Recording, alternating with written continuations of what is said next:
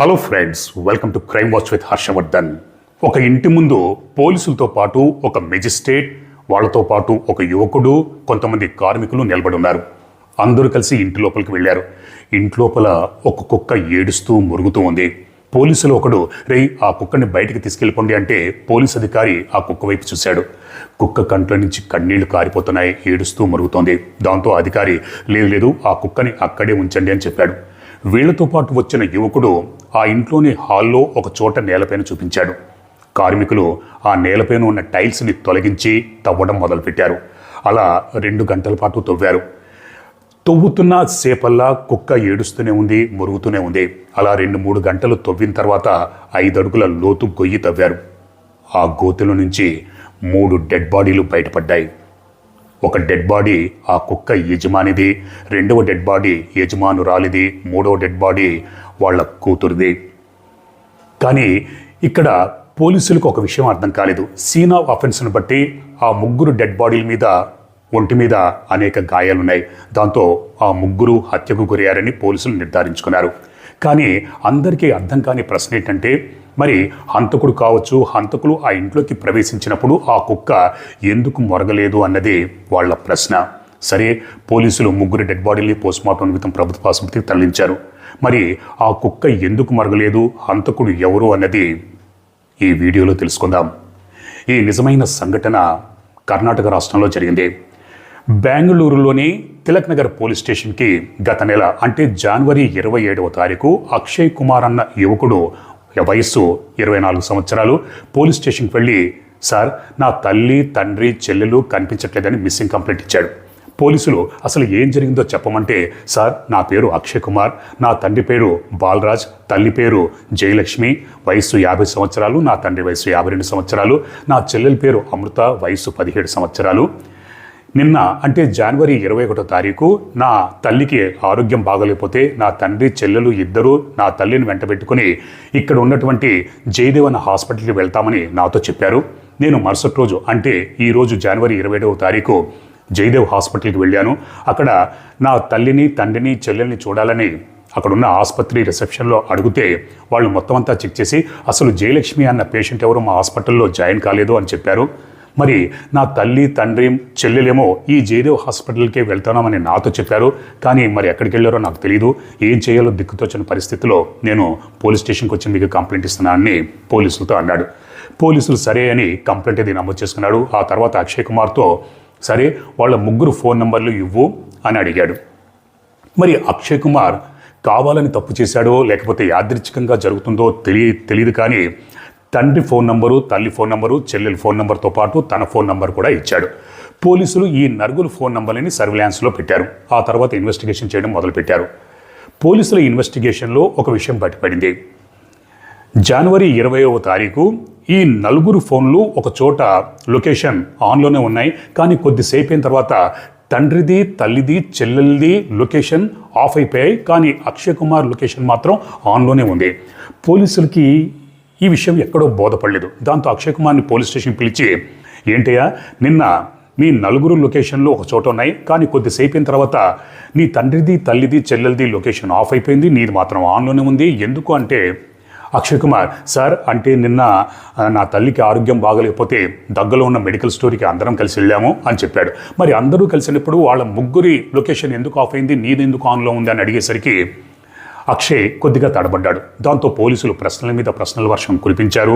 దానికి పొంతం లేని సమాధానాలు అవి చెప్పాడు. దాంతో పోలీసులు లాభం లేదనుకుని అక్షయ్ కుమార్ని తమదైన శైలిలో ప్రశ్నించేసరికి జరిగిన కథ అంతా చెప్పాడు. అదేంటి అంటే, అక్షయ్ కుమార్ తన చెల్లెలి మొబైల్ ఫోన్ని చెక్ చేశాడు. చెక్ చేస్తే అందులో తన చెల్లెలు అమృత ఒక యువకుడితో చేసిన చాటింగ్ బయటపడింది. ఆ యువకుడు గురించి ఆరా తీస్తే ఆ యువకుడు వేరే కులానికి చెందినవాడు. దాంతో అక్షయ్ కుమార్కి ఒళ్ళు మండింది. తన చెల్లెల్ని హెచ్చరించాడు, నువ్వు ఇటువంటి పనులు మళ్ళీ ఇంకొకసారి చేసావంటే బాగుండదన్నాడు. అలాగే ఆ యువకుని కూడా హెచ్చరించాడు. అప్పుడు ఆ యువకుడు, సార్ మా మధ్య లవ్వు, ప్రేమ అలాంటిది ఏమీ లేదు, ఫ్రెండ్లీగానే మేమిద్దరం చాటింగ్ చేసుకున్నాం, అయినా సరే నేను మళ్ళీ మీ చెల్లెల జోలికి రాను అని అన్నాడు. ఆ తర్వాత తెలిసింది అక్షయ్ కుమార్కి తన చెల్లెలు అమృత 3 నెలల గర్భవతి అని. దాంతో కోపంతో రగిలిపోయాడు. తల్లి దగ్గరికి వెళ్ళి, చూసావా నీ కూతురు ఎంత పని చేసిందో, 3 నెలల గర్భవతి, ఇప్పుడు ఇప్పుడు ఈ విషయం మన బంధువులకి, ఫ్రెండ్స్కి, సమాజంలో తెలిస్తే మన కుటుంబ పరువు, ప్రతిష్ట ఏం కావాలి? అందుకే కూతురికి అబార్షన్ చేయించమని తల్లితో గొడవ పెట్టుకున్నాడు. తల్లి తన కూతురికే సపోర్ట్ చేసింది, పెద్దగా పట్టించుకోలేదు. తండ్రి దగ్గరికి వెళ్ళి జరిగిన విషయం చెప్తే తండ్రి కూడా కూతురికే సపోర్ట్ చేశాడు. దాంతో కోపంతో రగిలిపోయిన అక్షయ్ కుమార్ తండ్రిని, తల్లిని, చెల్లెల్ని, ముగ్గురిని హత్య చేసి దగ్గరలో ఉన్న చెరువులో ఈ ముగ్గురు డెడ్ బాడీలను పడేశాడు. ఇదంతా తెలుసుకున్న పోలీసులు అక్షయ్ కుమార్తో, సరే నువ్వు హత్యలు చేశావు, ఆ తర్వాత డెడ్ బాడీని చెరువులో పడేసావు, ఎక్కడ ఏ చెరువులో పడేసావో చూపించని అక్షయ్ కుమార్ని తీసుకుని చెరువు దగ్గరికి వెళ్ళారు. పోలీసులు చెరువంతా గాలించారు, కానీ ముగ్గురు డెడ్ బాడీలు దొరకలేదు. దాంతో పోలీసులకు అనుమానం వచ్చింది. అక్షయ్ కుమార్ని మళ్ళీ తమదైన శైలిలో ప్రశ్నించేసరికి జరిగిన కథ చెప్పాడు. సార్, నేను చెప్పింది నిజమే. నా చెల్లెలు 3 నెలల గర్భవతి. నా తల్లితో ఆ విషయం చెప్తే నా తల్లి పెద్దగా పట్టించుకోలేదు, నన్నే దూషించింది. నా తండ్రికి చెప్పినా కూడా నా తండ్రి కూడా పెద్దగా పట్టించుకోలేదు, నా మీదే తిరగబడ్డాడు, నన్నే దూషించాడు. ఇద్దరూ పట్టించుకోపోయేసరికి నాకు చాలా కోపం వచ్చింది. దాంతో జనవరి 20వ తారీఖు నా తల్లిని ముందుగా కత్తితో విచక్షణారహితంగా పొడిచి హత్య చేశాను. ఆ రోజు బయటికి వెళ్ళిన నా చెల్లెలు అమృత సాయంత్రం కల్లా ఇంటికి తిరిగి వచ్చింది. నా చెల్లెలి కళ్ళు మూసి, ఈరోజు నీకు ఒక సర్ప్రైజ్ గిఫ్ట్ చూపిస్తాను, తెచ్చానని తల్లిని ఏ గదిలో అయితే మర్డర్ చేశారో ఆ గదిలోకి తీసుకెళ్లి తన తల్లి డెడ్ బాడీని చూపించాడు. కూతురు దిగ్భ్రాంతికి, షాక్కి గురైంది. ఆ షాక్ నుంచి తేరుకునే లోపు అక్షయ్ తన చెల్లెల మీద కూడా కత్తితో విచక్షణారహితంగా దాడి చేసి హత్య చేశాడు. బయటికి వెళ్ళిన తండ్రి రాత్రి తిరిగి వచ్చాడు. తండ్రి మీద కూడా విచక్షణారహితంగా దాడి చేసి కత్తితో పొడిచి హత్య చేశాడు. ఆ తర్వాత ముగ్గురు డెడ్ బాడీల్ని హాల్లో గొయ్యి తీసి పాతిపెట్టాడు. ఈ విషయమంతా తెలుసుకున్న పోలీసులు ఈసారి అక్షయ్ కుమార్ చెప్తుంది నిజమా కాదా అని తెలుసుకోవడం కోసం ఇంటికొచ్చారు. మరి గొయ్యిని తవ్వాలంటే మెజిస్ట్రేట్ అనుమతి కంపల్సరీ. మెజిస్ట్రేషన్ కూడా తీసుకొచ్చారు, కార్మికులు కూడా తీసుకొచ్చారు. అక్షయ్ చూపించిన చోట హాల్లో టైల్స్ అవి తొలగించి కార్మికులు గొయ్యి తవ్వారు. 5 అడుగులు తవ్విన తర్వాత ముగ్గురు డెడ్ బాడీలు బయటపడ్డాయి. ఆ ముగ్గురు డెడ్ బాడీలకి పోస్ట్మార్టం నిర్వహించారు. పోస్ట్మార్టం నిర్వహిస్తే ఒక ట్విస్ట్ బయటపడింది. అదేంటి అంటే చెల్లెలు అమృత అసలు ప్రెగ్నెంటే కాదు, గర్భం లేదు, ఏమీ లేదు. దాంతో పోలీసులు మరి అక్షయ్ అబద్ధం ఎందుకు చెప్పాడు అని మళ్ళీ అక్షయ్ని తమదైన శైలిలో ప్రశ్నించేసరికి ఈసారి అసలు కథ బయటపడింది. అదేంటి అంటే ఈ అక్షయ్ కుమార్ తండ్రి నిజానికి చిత్రదుర్గ డిస్టిక్లో ఉండేవాడు. ఆ తర్వాత చిత్రదుర్గ డిస్టిక్లోనే తండ్రికి ఒక సొంత ఇల్లు, అలాగే పొలాలు, భూములు ఉన్నాయి. కానీ బ్రతుకు తెరువు కోసం వ్యాపార నిమిత్తం కొత్తూరు అన్న డిస్టిక్లోకి వచ్చాడు. విజయనగరం డిస్టిక్లోని కొత్తూరు అన్న గ్రామంలోకి వచ్చి అక్కడ స్థిరపడ్డాడు. అక్కడ టైల్ బిజినెస్ వ్యాపారం అది మొదలుపెట్టాడు. భార్య పేరు జయలక్ష్మి, కూతురు పేరు అమృత, వయసు 17 సంవత్సరాలు. అమృత చదువులో ఎప్పుడూ ఫస్ట్ ఉండేది, బాగా చదువుకునేది. కొడుకు అక్షయ్ కుమార్ పాపిష్టి కొడుకు, వయస్సు 24 సంవత్సరాలు. తండ్రి తన సొంతూరులో ఉన్న ఇంటిని, పొలాన్ని అమ్మితే 1,20 లక్షల రూపాయలు వచ్చాయి. అందులో 50 లక్షల రూపాయలని తన కూతురు పేరు మీద రాశాడు. ఎందుకంటే తన కూతురు పేరు మీద ఫిక్స్డ్ డిపాజిట్ చేశాడు. ఎందుకంటే తన కూతురు చదువు నిమిత్తం, కూతురు బాగా చదువుకునేది. కానీ ఇక్కడ కొడుకు అక్షయ్ కుమార్ చదువు, సంధ్య ఇవన్నీ మానేసి ఎప్పుడు జులైగా తిరుగుతూ ఉండేవాడు. మద్యానికి బానిసయ్యాడు, ఎప్పుడూ తాగుతూ ఉండేవాడు.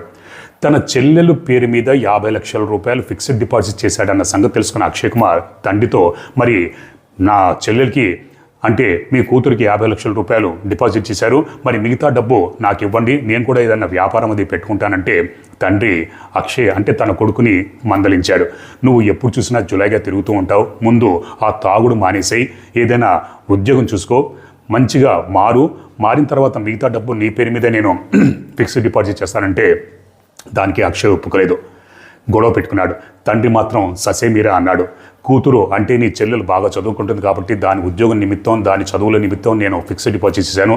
నువ్వు పేరు మీద చేసావంటే మొత్తం అంతా తాగుడికే తగలేస్తావు, కాబట్టి నువ్వు ముందు మంచిగా మారిన తర్వాత ఆ డబ్బు సంగతి ఆలోచిస్తాననేసరికి అక్షయ్ కోపంతో రగిలిపోయాడు. ప్లాన్ వేసుకున్నాడు.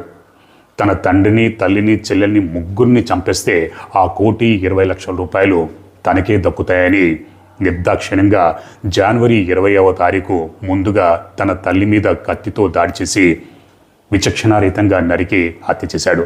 ఆ తర్వాత తన చెల్లెలు అమృత బయటికి వెళ్ళింది, సాయంత్రం ఇంటికి తిరిగి వచ్చింది. చెల్లెల మీద కూడా దాడి చేసి విచక్షణారహితంగా కత్తితో నరికి చంపేశాడు. ఆ తర్వాత రాత్రి తన తండ్రిని కూడా అదేవిధంగా చంపేశాడు. చంపిన తర్వాత ఆ రోజు రాత్రంతా 3 డెడ్ బాడీల పక్కనే కూర్చున్నాడు. ఏం చేయాలని ఆలోచించాడు.